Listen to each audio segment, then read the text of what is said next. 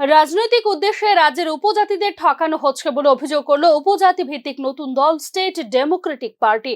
কেউ তিপ্রাল্যান্ড আবার কেউ গ্রেটার তিপ্রাল্যান্ডের দাবি নিয়ে ঠকিয়ে চলছে উপজাতিদের। সবকিছু হচ্ছে মন্ত্রিত্ব পাওয়ার জন্য। পাহাড়ের উপজাতিদের নিয়ে খেলছেন মহারাজা প্রদ্যুৎ কিশোর দেববর্মন বলে সাংবাদিক সম্মেলনে অভিযোগ করেছেন দলের চেয়ারম্যান অগর দেববর্মা। এখন তিপ্রামথা সুপ্রিমো প্রদ্যুৎ কিশোর দেববর্মন পিছিয়ে গেছেন ওনার মূল দাবি থেকে বলেও অভিযোগ করেন উপজাতি ভিত্তিক নতুন এই রাজনৈতিক দলটি।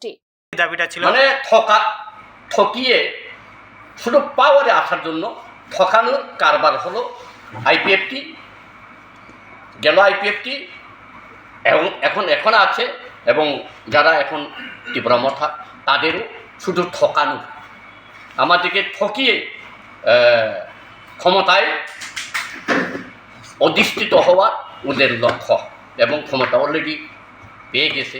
এখন অনিমেষ বাবু ফরেস্ট মন্ত্রী, বিশেকেতু হাফ প্যান্ট মন্ত্রী, কি বলে আইপিএফটির শুক্লাচরণ বাবু উনি মন্ত্রী, এই মন্ত্রী পর্যন্ত 7 দাবিগুলা এখন 7 সমুদ্র 13 নদীতে ভাসিয়ে দেওয়া হলো।